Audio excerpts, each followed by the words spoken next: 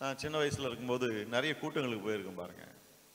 அப்போ அந்த கூட்டங்களில் 2 ஆல்டர் கால் கொடுப்பாங்க, 2 அழைப்பு. முதல் என்னன்னா, ரட்சிப்பின் நிச்சயம் இல்லாதவங்களுக்கு. எத்தனை பேருக்கு அது தெரியும் தெரியல. முதல் அழைப்பு வந்து ரட்சிப்பின் நிச்சயம் இல்லாதவங்களுக்கு. இப்பெல்லாம் அந்த அழைப்பெல்லாம் கிடையாது. 2வது வந்து ரட்சிக்கப்படாதவர்களுக்கு, ரட்சிப்பை அடைவதற்கான ஒரு அழைப்பு. இந்த ரட்சிப்பின் நிச்சயம் எதற்காக? அவங்க ரட்சிக்கப்பட்டாங்க. ரட்சிக்கப்பட்டவர்களுக்கு நான் ரட்சிக்கப்பட்டேன் என்று நிச்சயம் இல்லை. ஆகவே நிச்சயம் இல்லாத அவர்களை முன்ன வர வச்சு அவங்களுக்காக ஜெபிப்பாங்க. அவங்களுக்கு வசனத்தை போதிக்க மாட்டாங்க, அவங்களுக்காக ஜெபிப்பாங்க. என்ன? ரட்சிப்பின் நிச்சயம் உண்டாக வேண்டும் என்று. அது சரியா அப்படின்னு பார்த்தீங்கன்னா அது சரியில்லைன்னு தான் சொல்லணும். ஏன்னா இந்த ரட்சிப்பின் நிச்சயம் என்பது ஜெபத்தின் மூலமா வருவது கிடையாது. ரட்சிப்பின் நிச்சயம் தேவனுடைய வார்த்தையிலிருந்து நமக்கு வருகிறது. நான் சொன்னேன் இல்லையா, நம்ம விசுவாசிகளான போது பரிசுத்த ஆவியால் முத்திரை போடப்பட்டோன்னு. அப்படின்னா எப்போ ரட்சிக்கப்பட்டோமோ அப்பவே ஆவியானவர் நம்முடைய உள்ளத்துக்குள்ள வந்து விட்டார். தேவன் ஆவியானவரை நமக்கு முத்திரையாக தந்திருக்கிறார். அப்போ அந்த முத்திரை எனக்குள்ள இருக்கா? ஆவியானவர் எனக்குள்ள இருக்கிறாரா? நான் ரட்சிக்கப்பட்டேனான்ற அந்த தடுமாற்றம் உங்களுக்குள்ள ஒருவேளை இருக்குன்னு சொன்னா அதுக்கு சில காரணங்கள் இருக்கும், இல்லைன்னு சொல்ல வரல. அந்த எண்ணம் இருக்கும், நான் உண்மையிலேயே ரட்சிக்கப்பட்டேன்னா, உண்மையிலே ஆவியானவர் எனக்குள்ள வாசம் பண்ணுகிறாரா, உண்மையிலே தேவன் ஆவியானவரை கொண்டு என்னை முத்திரித்து இருக்கிறாரா? ஒருவேளை இப்படிப்பட்ட கேள்விகள் உங்களுக்குள்ள இருக்கலாம். ஒருவேளை நீங்க ரட்சிக்கப்பட்டு சில வருடங்களான சத்தியத்தை கேட்டு இருந்தா அந்த கேள்விகள், அந்த சந்தேகங்கள் உங்களுக்குள்ள இருக்காது பாருங்க. ஒருவேளை நீங்க புதுசா ரட்சிக்கப்பட்டிருந்தா அந்த சந்தேகம் உங்களுக்குள்ள இருக்கலாம். நான் உண்மையிலேயே ரட்சிக்கப்பட்டேன்னா, ஆவியானவர் எனக்குள்ள வாசம் பண்ணுகிறாரா, முத்திரையாக நான் பெற்றிருக்கிறேன்னா? இவர் வேற சொல்றாரு 3 இடத்துல பைபிள் சொல்லுது முத்திரையாக தந்திருக்கிறாருன்னு. உண்மையிலேயே அந்த முத்திரை எனக்குள்ள இருக்கா? ஆவியானவர் எனக்குள்ள இருக்கிறாரா? இப்படிப்பட்ட சந்தேகங்கள் வருவது இயல்பு தான் பாருங்க. ஏன் இந்த சந்தேகங்கள் வருகிறது? அதுக்கு 2 காரணம் நாம சொல்லலாம். ஒன்று வந்து என்னன்னா, இப்போ ஒரு பைக்கோ காரோ வாங்குறோம், சொன்னேன் இல்லையா, ஆர்சி புக்கு தான் முத்திரை அப்படின்னு. பொருளும் கண்ணுக்கு தெரியுது, காரு கண்ணுக்கு தெரியுது, பைக்கு கண்ணுக்கு தெரியுது, முத்திரையாக கொடுக்குற ஆர்சி புக்கும் கண்ணுக்கு தெரியுது. ஒரு புக்கை எடுத்துட்டீங்கன்னா பேரை எழுதுறாங்க, இங்கில் எழுதுறாங்க, பால் பென் வச்சு எழுதுறாங்க, அவங்க பேரை எழுதி ஃபோன் நம்பரை எழுதுறாங்க. அப்போ தெரியுது, அதை பார்க்குறவங்களுக்கு தெரியும், ஓ இது இன்னாருடையது அப்படின்னு தெரியுது. ஆனா இங்க நாம ரட்சிக்கப்பட்ட போது பல நேரங்களிலே நாம் ரட்சிக்கப்பட்டோம் என்ற அந்த உணர்வு நமக்குள்ள வருவது கிடையாது. ஒரு தெய்வீக சமாதானம் வரும், ஒரு சந்தோஷம் வரும், ஆனா ரட்சிக்கப்பட்டோம் என்ற அந்த உணர்வு வருவது கிடையாது பாருங்க. இது எப்படின்னா, சில நேரங்களில் பார்த்தீங்கன்னா சில ஆண்களுக்கு கல்யாணம் ஆன பிறகு கூட கல்யாணம் ஆயிடுச்சுன்ற உணர்வே இருக்காது. நம்ம கல்யாணம் ஆயிடுச்சு, நேற்று தான் கல்யாணம் ஆச்சு, போன வாரம் தான் கல்யாணம் ஆச்சு, எனக்குன்னு ஒரு மனைவி இருக்கிறாங்க அப்படின்ற அந்த எண்ணமே வராது பாருங்க. கல்யாணம் ஆகிறதுக்கு முன்னாடி எப்படி அவங்க ஜாலியாக ஃப்ரெண்ட்ஸு கூட ஊரை சுற்றிட்டு ராத்திரி 10 மணிக்கு வீட்டுக்கு வருவாங்களோ அதே மாதிரி இருப்பாங்க. அந்த உணர்வு உள்ள வர்றதுக்கு கொஞ்சம் டைம் ஆகுது பாருங்க. சில பேருக்கு அந்த மாதிரி தான், ரட்சிக்கப்பட்டோம் என்ற அந்த உணர்வு இருக்காது, ஆனால் அவங்க ரட்சிக்கப்பட்டு இருப்பாங்க. ஆனாலும் ஒரு சந்தேகம் இருக்கும், நான் ரட்சிக்கப்பட்டேனா இல்லையான்னு. ஏன் அந்த சந்தேகம்னா, விசிபிள் எவிடன்ஸ் ஒன்றும் இல்லைங்க. இங்கன்னா கார் இருக்கு, பைக் இருக்கு, ஆர்சி புக் இருக்கு, எல்லாம் கண்ணால பார்க்க முடியுது, ஆகவே நம்மளால புரிஞ்சுக்க முடியுது இது இவருக்கு சொந்தம் அப்படின்னு சொல்லிட்டு. ஆனா இங்க காணக்கூடிய விதத்திலே ஒரு ஆதாரம், சான்று இல்லாததுனாலதான் நமக்குள்ள அந்த சந்தேகம் வருது பாருங்க. 2வது என்னன்னா, சிலருடைய வாழ்க்கையில அவங்க ரட்சிக்கப்பட்ட பிறகு கூட சில பாவ கெட்ட பழக்க வழக்கங்களை அப்படியே தொடர்ந்து வாழ்ந்துட்டு இருப்பாங்க. ரட்சிக்கப்படுறதுக்கு முன்னாடி எப்படி சில பாவமான காரியங்களை செஞ்சாங்களோ அதே போல ரட்சிக்கப்பட்ட பிறகும் செய்து கொண்டு இருப்பார்கள். இவங்களுக்கு எதனால பிரச்சனை வரும்னா, சில பேர் சாட்சி சொல்லுவாங்க, நான் முன்ன இந்த மாதிரி இருந்தாங்க, என்னைக்கு ஏசுநாதருக்கு என் உள்ளத்தை கொடுத்தனோ அன்னிலேருந்து அந்த பாவ பழக்கம் எனக்குள்ள வந்தது, அன்னிலேருந்து நான் சிகரெட் பிடிச்சதே கிடையாது, அன்னையிலேருந்து நான் குடிய தொட்டது கிடையாது, பாட்டில் பக்கமே போனது கிடையாது. ஆனால் இவர் வந்து நல்லா பொறுக்க தம் அடிச்சுட்டு இருப்பாரு, நல்லா தண்ணி அடிச்சுட்டு இருப்பாரு இந்த விசுவாசி. அப்போ அந்த மாதிரி சாட்சிகளை கேட்டவுடனே இவங்களுக்குள்ள ஒரு சந்தேகம் வரும், ஐயோ நான் உண்மையிலே ரட்சிக்கப்பட்டேனா இல்லையா, அந்த மனுஷன் அப்படி சொல்றாரு, ரட்சிக்கப்பட்ட உடனே கெட்ட பழக்கம் போச்சு அப்படின்னு. நானும் நிறைய சாட்சிகளை கேட்டிருக்கேன். ஒருத்தர் சொன்னார் பாருங்க, நான் ரட்சிக்கப்பட்டங்க, ஏசுநாதர் ஏற்றுக்கொண்டேன், பாக்கெட்டில் சிகரெட் பாக்கெட்டை வச்சிருந்தேன், தூக்கி வெளியே இருந்தேன், அன்னையிலேருந்து இது வரைக்கும் நான் சிகரெட்டை பிடிக்கல, எத்தனையோ வருஷமாச்சு. அது சிலருடைய அனுபவம் பாருங்க. ஆனா எல்லாருக்கும் அந்த மாதிரி அனுபவம் வருது கிடையாது. முக்கால்வாசி அந்த மாதிரி இருக்கும், ஆனா எல்லாருக்கும் அந்த மாதிரி அனுபவம் வருது கிடையாது. ஆகவே சில கெட்ட பழக்க வழக்கங்கள் தொடரும் போது என்ன யோசிக்கிறாங்க, முன்னையும் அப்படிதான் இருந்தேன், இப்பவும் இப்படிதான் இருக்கிறேன், ஆகவே நான் ரட்சிக்கப்படலையோ, இந்த ரட்சிப்பின் அனுபவம் எனக்கு இல்லையோ, ஆவியானவர் எனக்குள்ள வாசம் பண்ணலையோ, அந்த முத்திரையை நான் பெற்றுக்கொள்ளவில்லையோ அப்படின்னு ஒரு சந்தேகம் வருது பாருங்க. சரி, இதை எப்படி நம்ம டீல் பண்றது? நான் சொன்ன மாதிரி கண்ணால காணக்கூடிய விதத்துல ஒரு விசிபிள் எவிடன்ஸ் கிடையாது, கண்ணுக்கு தெரிகிற மாதிரி ஒரு ஆதாரம் இல்லை பாருங்க, அதுதான் பிரச்சனையா இருக்கு. சரி, இதை எப்படி சரி செய்வது? இதை எப்படி புரிந்து கொள்வது? முதல் காரியம் எப்படி புரிந்து கொள்வதுன்னு சொன்னா, தேவனுடைய வார்த்தையை அப்படியே நம்புவது. தேவனுடைய வார்த்தையை அப்படியே நம்புவது, அதை விட ஒரு பெரிய ஆதாரம், பெரிய சான்று நமக்கு அவசியமே கிடையாது. இப்ப நம்ம வாசித்தோம் இல்லையா, கொரிந்தியர்ல இருந்து எபேசியர்லாம் வாசிக்கிறோம் இல்லையா, விசுவாசிகளான போது நீங்கள் வாக்குத்தத்தம் பண்ணப்பட்ட பரிசுத்த ஆவியினால் முத்திரை போடப்பட்டீர்கள். அப்போ அந்த ஒரு வார்த்தை, அந்த ஒரு வசனம் நமக்கு போதும், நாம ரட்சிக்கப்பட்டோம், பரிசுத்த ஆவியானவரை முத்திரையாக நாம பெற்று இருக்கிறோம் என்று. வேற ஆதாரமே நமக்கு தேவையில்லை. ஏன்னா தேவனுடைய வார்த்தை சொல்லுகிறது, அந்த வார்த்தையை நான் விசுவாசிக்கிறேன். தேவன் எவ்வளவு வேணும் பொய் உரையாத தேவன். தேவனுடைய வார்த்தையில ஒரு கொஞ்சம் கூட கடுகளவு கூட பொய் என்பது கிடையவே கிடையாது. அப்ப தேவன் நம்முடைய வாழ்க்கையில என்ன நடந்திருக்கிறதோ அதை தான் இங்க எழுதி வைத்திருக்கிறார் பாருங்க. அப்போ நமக்கு வேற எந்த ஆதாரங்களும் இல்லைன்னா கூட, ஒருவேளை ரட்சிக்கப்பட்ட பிறகு கூட நீங்க சில தப்பான காரியங்களை செய்து கொண்டிருந்தாலும் கூட, தேவனுடைய வார்த்தையை விசுவாசிங்க. அந்த வார்த்தை என்ன சொல்லுகிறது? இயேசுவுக்கு என்னைக்கு நாம உள்ளத்துல இடம் கொடுத்தோமோ அன்னைக்கே நாம ரட்சிக்கப்பட்டு விட்டோம். வேற ஆதாரமே தேவையில்லை. நீங்க யோசிக்கலாம், என்னங்க நான் இன்னும் பாவம் செய்யறேன், நான் எப்படி ரட்சிக்கப்பட்டேன்னு சொல்ல முடியும்?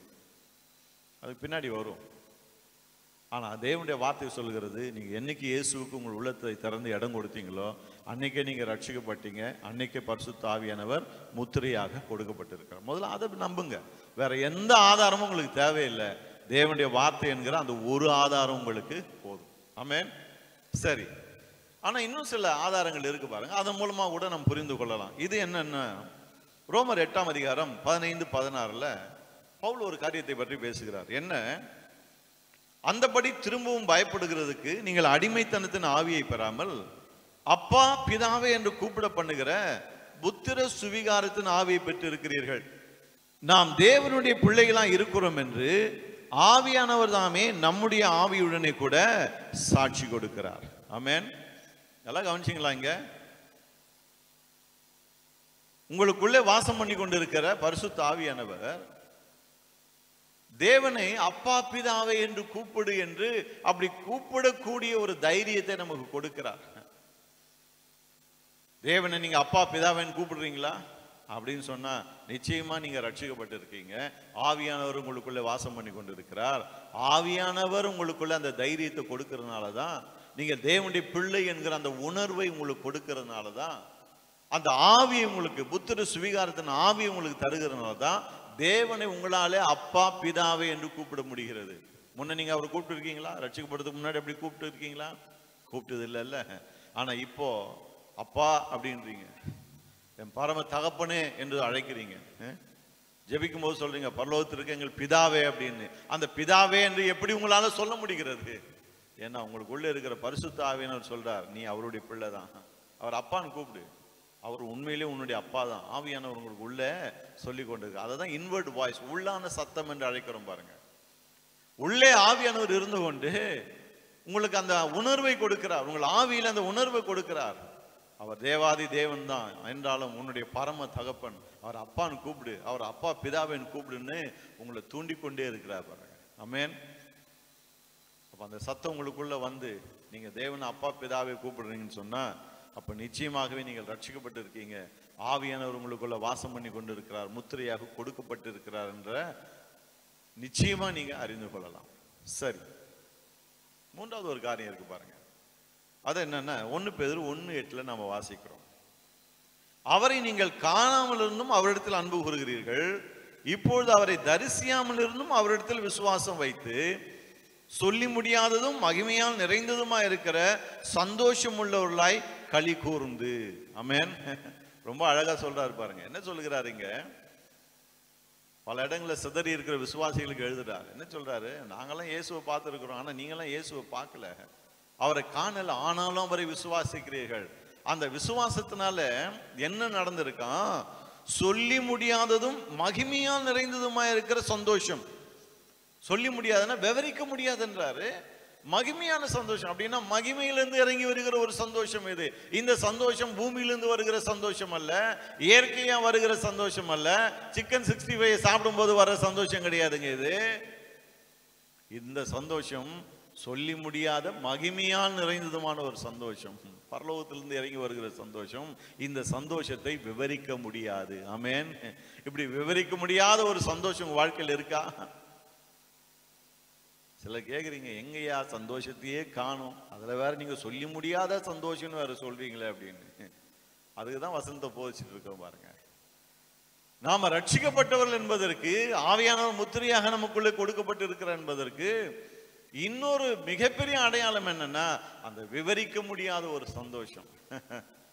ஆகவேதான் வேதம் பழைய ஏற்பாட்டில் என்ன சொல்லுகிறது, நித்திய மகிழ்ச்சி அவர்கள் தலையின் மேல் இருக்கும். நித்தியத்தினுடைய மகிழ்ச்சி, பரலோக மகிழ்ச்சி. சுற்றி எல்லாம் இருளா இருக்கும், அடுத்த அடி எங்க வைக்கிறதுன்னு தெரியாம இருக்கும், சூழ்நிலையே மோசமா இருக்கும், எல்லாமே ஒன்னா திரண்டு உங்களுக்கு எதிராக வரலாம். ஆனா அது மத்தியில ஒரு தெய்வீக சந்தோஷம், பாடுகளின் மத்தியில ஒரு தெய்வீக சந்தோஷம், கஷ்டங்களின் மத்தியில ஒரு தெய்வீக சந்தோஷம், பலவீனத்தின் மத்தியில ஒரு தெய்வீக சந்தோஷம், வியாதியின் மத்தியில ஒரு தெய்வீக சந்தோஷம்.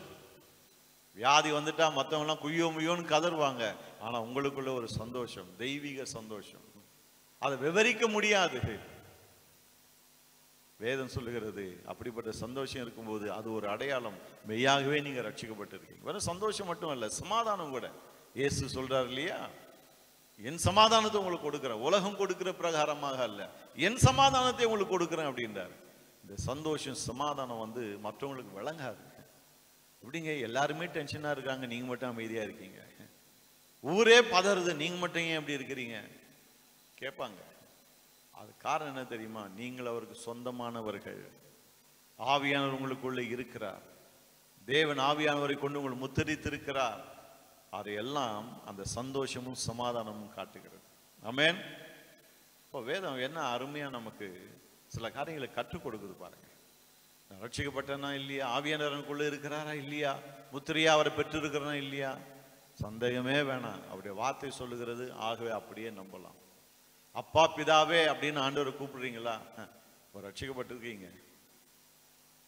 ஒரு டிவைன் பீஸ், டிவைன் ஜாய், எப்போதுமே உங்களால சந்தோஷமா இருக்க முடியுதா, சூழ்நிலையில் எப்படி இருந்தாலும் நீங்க ரட்சிக்கப்பட்டீர்கள் என்பதற்கு ஒரு பெரிய அடையாளம் பாருங்க. இன்னொரு பெரிய அடையாளம் என்ன தெரியுமா, கலாத்தியர் 5ஆம் அதிகாரம் 22, 23 வாசித்தீங்கன்னு சொன்னா, ஆவியின் கனியை குறித்து வேதம் அங்க பேசுகிறது.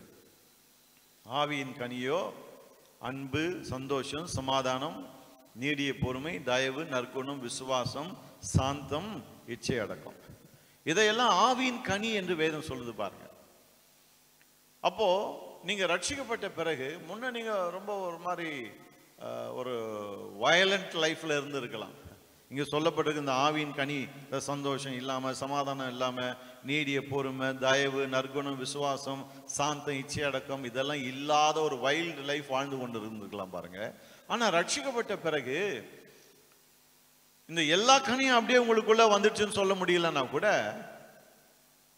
சாந்தம் இருக்கும், விசுவாசம் இருக்கும், இச்சை அடக்கம் இருக்கும், எல்லாம் இல்லைன்னா கூட ஒரு சில காரியங்கள் உங்களுக்குள்ள இருக்கும். அதெல்லாம் எதற்கு அடையாளம், நீங்கள் உண்மையிலே ரட்சிக்கப்பட்டிருக்கிறீர்கள், ஆவியின் கனி உங்கள் வாழ்க்கையில தெரிகிறது என்பதற்கு அடையாளம் பாருங்க. ரட்சிக்கப்படலைன்னா அந்த கனி இருக்க முடியாது பாருங்க, வேதம் சொல்லுகிறது. இப்போ அருமையானவர்களே, அந்த ஆவியின் கனியை செக் பண்ணி பாருங்க, ஆவியின் கனி உங்கள் வாழ்க்கையில இருக்கா.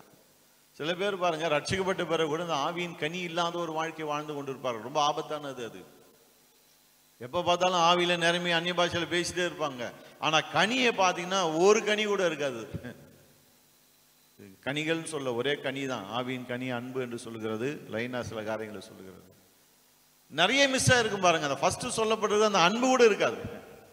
எப்ப பார்த்தாலும் எரிஞ்சு விழுந்துட்டே இருப்பாங்க, கடுகடு கடுகடுன்னு இருப்பாங்க பாருங்க.